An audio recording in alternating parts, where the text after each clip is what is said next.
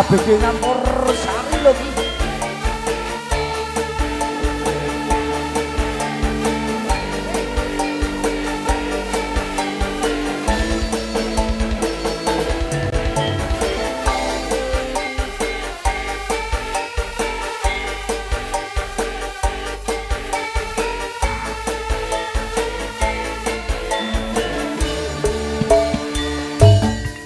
Yen pancen wis suwe anggon kulunga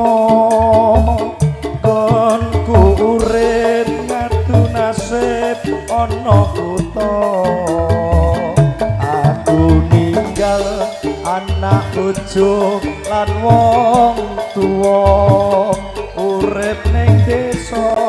kan saged lara-lara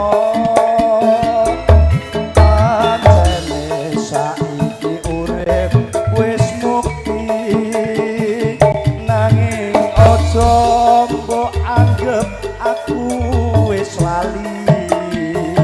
jone ati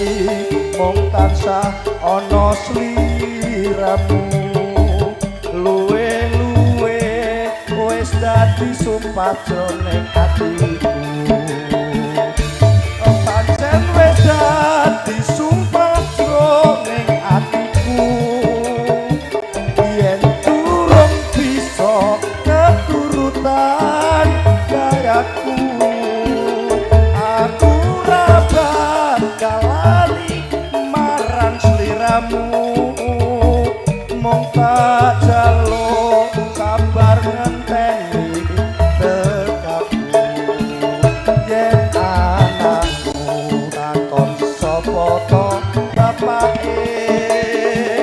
kuwi kabeh ngono wis ana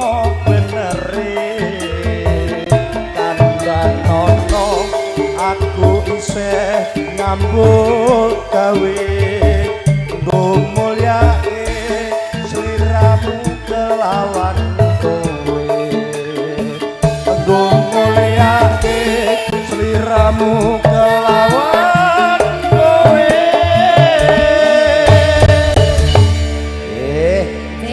tembangan wonten nagih janji iki asine ceritane